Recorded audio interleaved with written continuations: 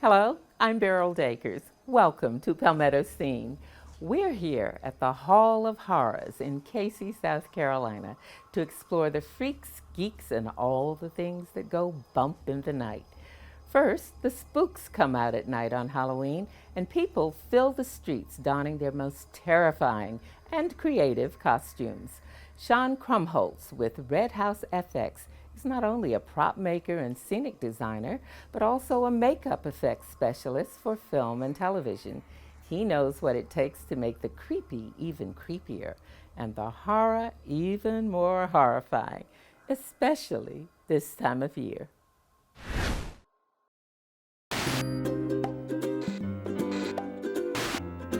Halloween's my favorite holiday, pretty much because it brings all the kooky people together. They're my tribe. I got inspired to work in the film industry when I learned that you could do makeup effects. So I watched monster movies since the age of 5 and wasn't quite sure how those came to fruition on screen. I discovered a Lon Chaney book in my school library, and that kind of showed work that Lon Chaney had done to transform himself time and time again. And I realized that was a job after I had watched the first Nightmare on Elm Street, which was really my launching point to wanting to do this.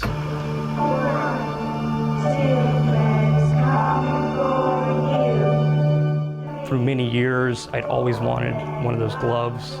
Mark Patton travels the country to Comic-Cons and film festivals, and so do I. And we were having dinner one night, and he's like, "Hey, Sean, I think TSA was messing with my glove." I got to the hotel and pulled out a suitcase, and half the fingers were off the glove. I don't know what to do about it. I need it for tomorrow. Can you fix it? I was pretty bowled over, but I put on my poker face. I was like, yeah, I can fix that. And I was able to make patterns off that original legendary artifact and then start replicating it screen accurate.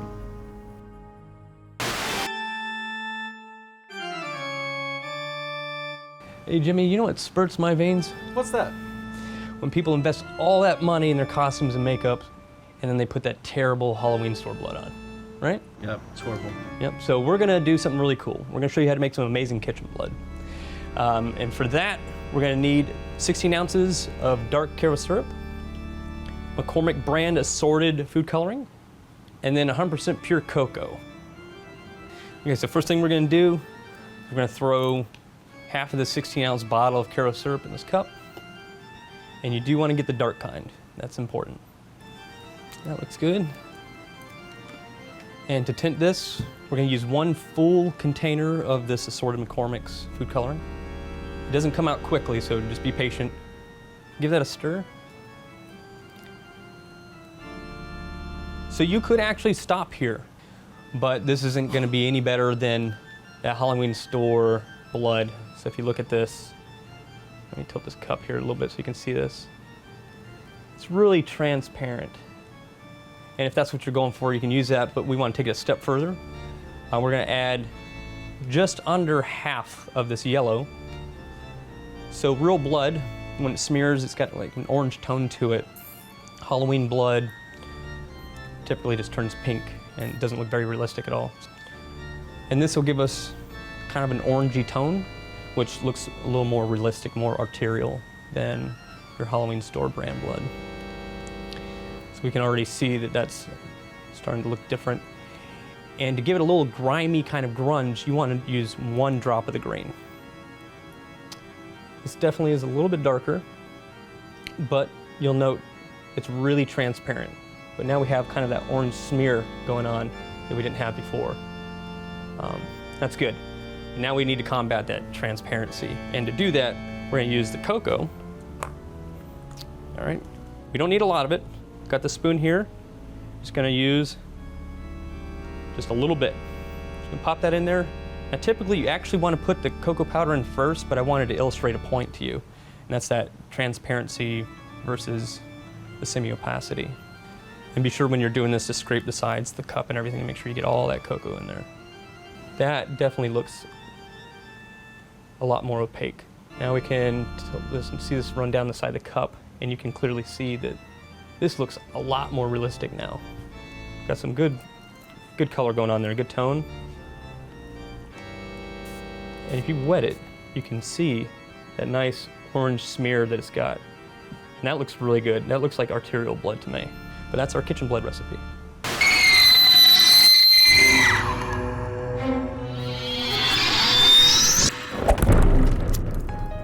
The horror scene is pretty strong in South Carolina. There's an amazing independent film community here.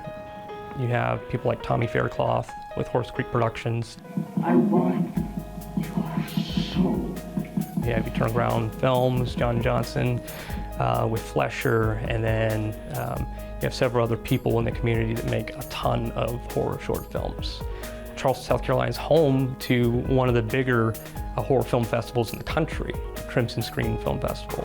And as of late, Hollywood has taken a shine to Charleston and other areas in South Carolina. So they've brought the Halloween franchise here. The most challenging makeup was probably on Whistler's mother. When it came time to apply the appliance designed for it, the actress thought that she might be allergic to the adhesive that we're going to use. So I had to go back to the drawing board in the middle of production and redesign the whole thing in 2D and then apply that, and the production loved it. In this industry, you do have to be able to adapt. I think for myself, to keep current with new looks and techniques, I'm constantly learning from other artists. I'm pulling inspiration from many different places, whether it be books, YouTube videos. YouTube is an amazing resource. Instagram as well. There's some really cool stuff out there. Being that Halloween's my favorite day of the year and we just made some really cool blood, I'll show you how to put it on a makeup to dress it up and make it pop. So what I have here are some Bondo transfer appliances. You can actually buy these in the Halloween store. These are much better than the latex things. So you need to peel the backing off here. All right, I'm gonna put this on my lovely model. Place one here. Now I need to remove the backing from this. So I got some rubbing alcohol and a sponge. All right, now I'll go ahead and remove the backing from this appliance and fully saturate this paper so it separates from that sticky appliance. It is a lot like fake tattoos. There's one. All right, let's put on the second bite. This one right here. And peel this guy off. Let's go ahead and put this second bite on. Same as before. Get some rubbing alcohol. And I'm gonna saturate the sponge. Take the backing off.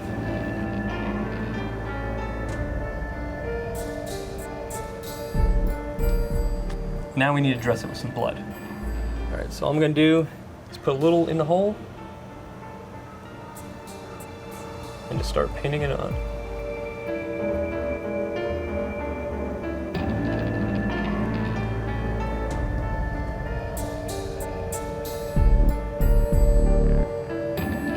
And there you have it, vampire bite. So if somebody is interested in breaking in business, have a body of work of something you're passionate about. It doesn't have to be a lot, just a couple things that you can showcase, and look for your local union. IATSE is an amazing place to start. Call them and see if you can come on as an apprentice or work with somebody and get your foot in the door. Speaking of dressing up, cosplay is the art of dressing up like fictional characters, often characters from anime.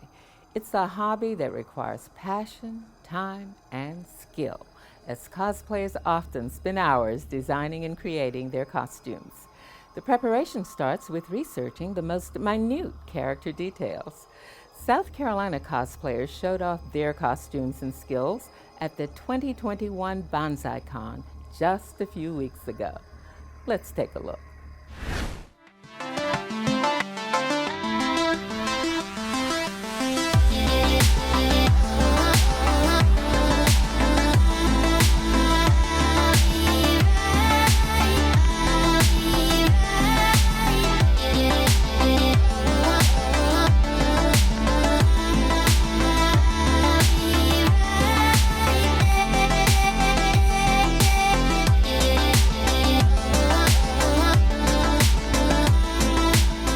So we're here at 2021 Banziacon here in the video game room.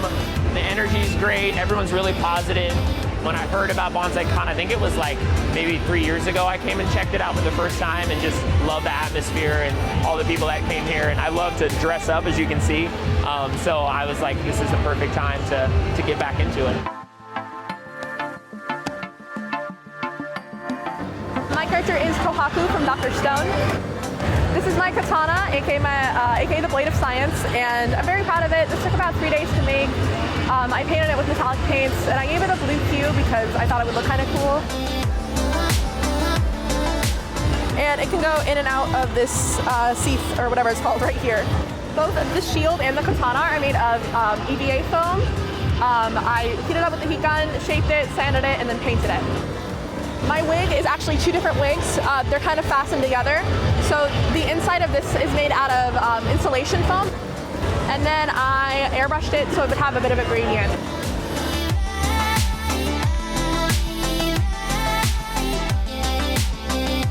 Another great aspect here at the con is they have a cosplay repair station.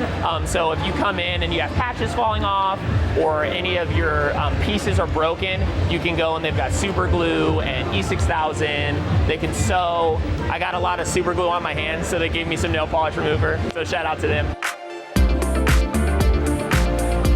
A lot of these people spend, months and months in preparation for their outfits and building different attachments. And if it's a passion, you can really take the time to create your costumes and, do color contacts and makeup and dye your hair and things like that. We've done a couple of presentations this weekend, but the one we just got finished with was called Cosplay Materials and Where to Find Them. We basically talked through our process of how we find the objects that go into our costumes, because we use a lot of found materials and a lot of things that aren't necessarily how you would envision them working. So we've used everything from like googly eyes to metal water bottles that people have donated to Goodwill. We use the water bottles to make air tanks for an Attack on Titan costume. And we kind of come up with these ideas, and we we'll all go to the thrift store and we'll all be individually flipping through, 3 or 4 of us. So we do a lot of sustainable cosplay, where we use a lot of things over and over again, and do a lot of what we call variant costumes. So that it's sort of an original design on it. So sometimes I'll take pieces and I'll sew new things on them. I'll take them apart, reassemble them, to kind of make it my own sort of thing, because I love costume design. So that's one thing that cosplay really does for me. It lets me put my own spin on the characters.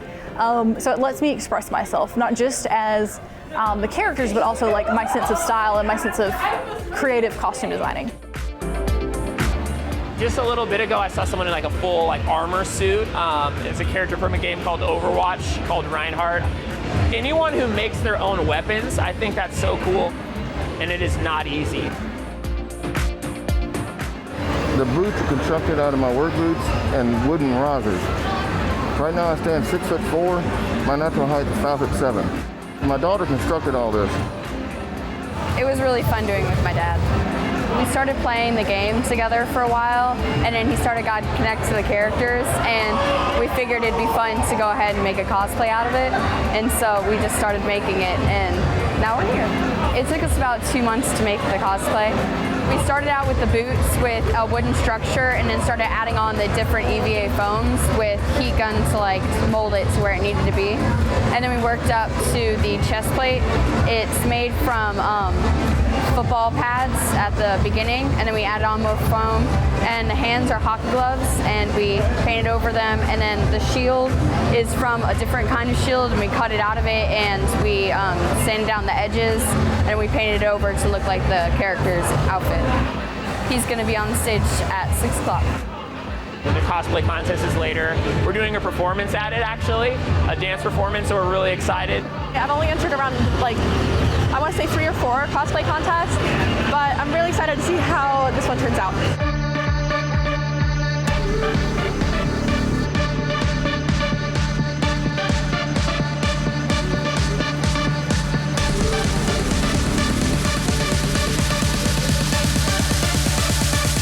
Systems go.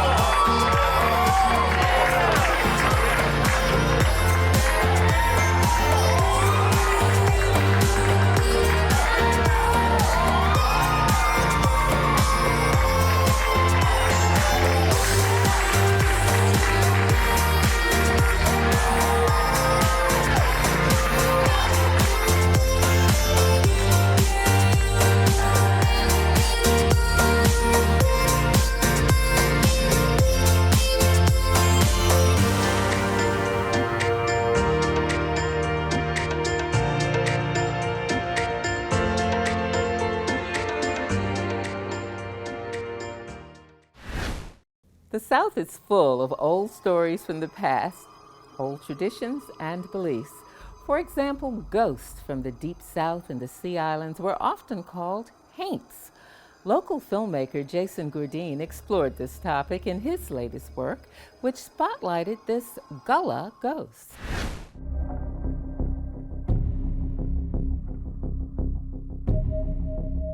I've been a historian for at least 25 years. I've been interested in history ever since I was a child and listening to the elders tell stories. And as for the tales of haunts and ghosts and such in the Low Country area, the area is full of them. Right now we are by the statue of Denmark Vesey, a man who tried to unsuccessfully to lead the African Americans in Charleston area to fight for their freedom literally in the slave rebellion of 1822, but unfortunately he was caught and executed.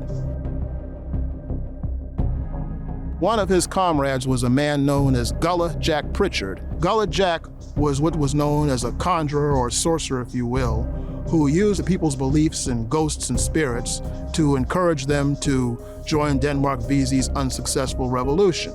And he would use that belief to get African Americans who still believed in such things to join his revolt by saying that these haints and spirits would attack them if they didn't join his revolution. Gullah Jack came from the Angola tribe of people. The Golas, the Angolas and the Dongolas were very, very powerful spiritually, and they were very, very independent.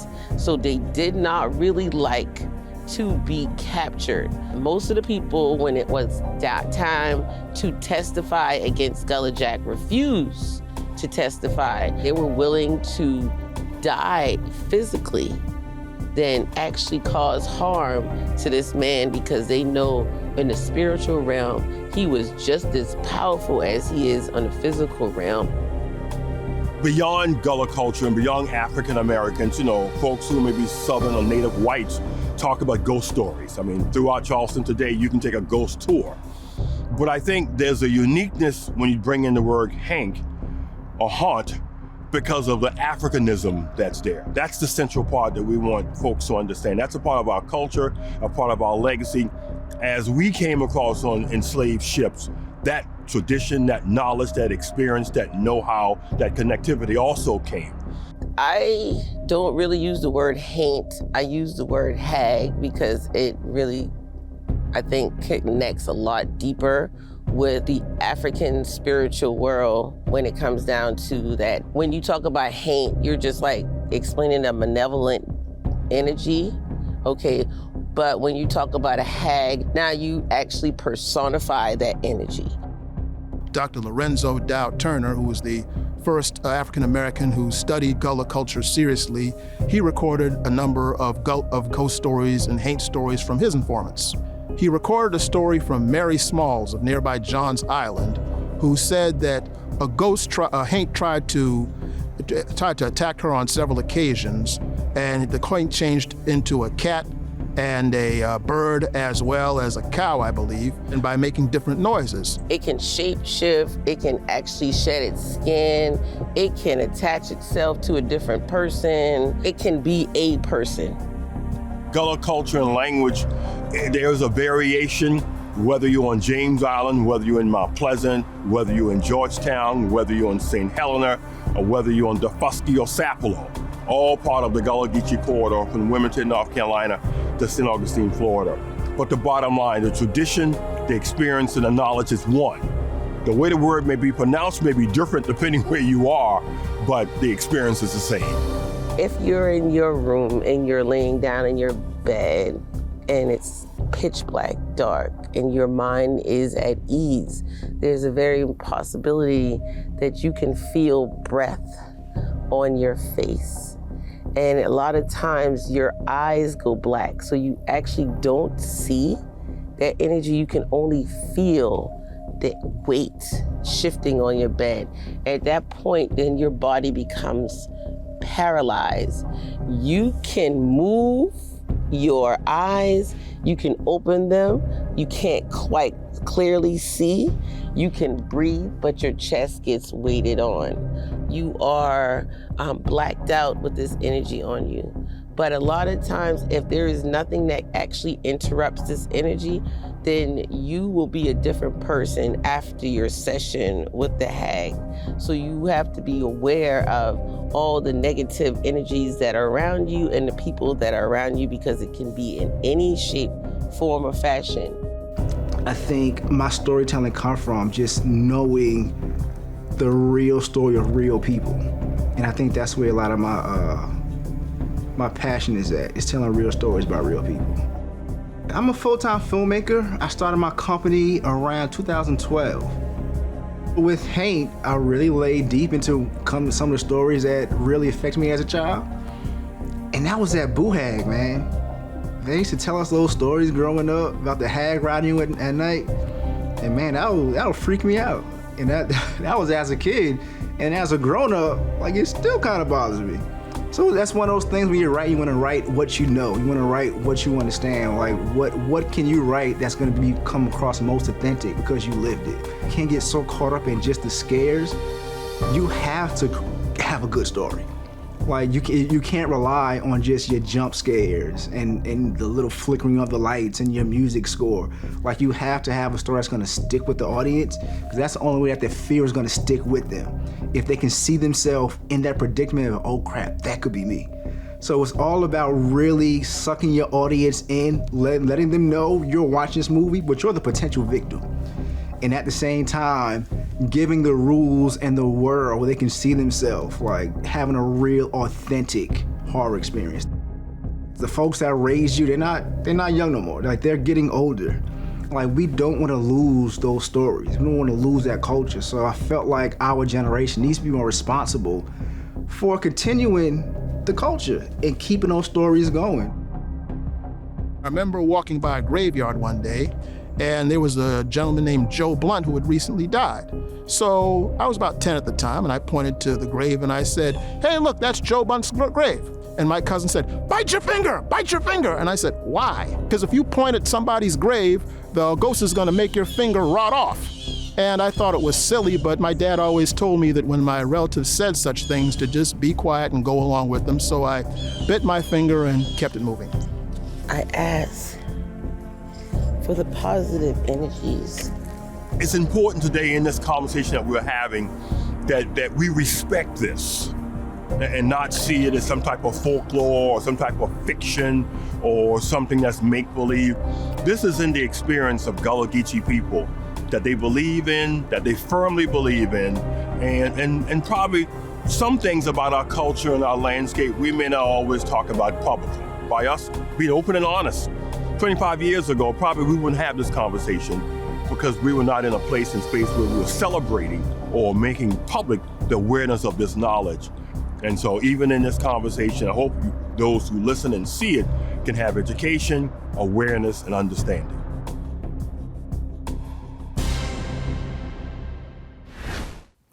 For more stories about our state and more details on those stories you've just seen, do visit our website at palmettoscene.org.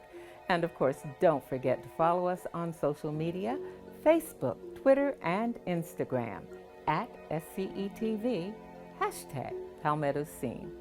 For all of us here at Palmetto Scene and ETV, I'm Beryl Dakers. Good night, and thanks for watching.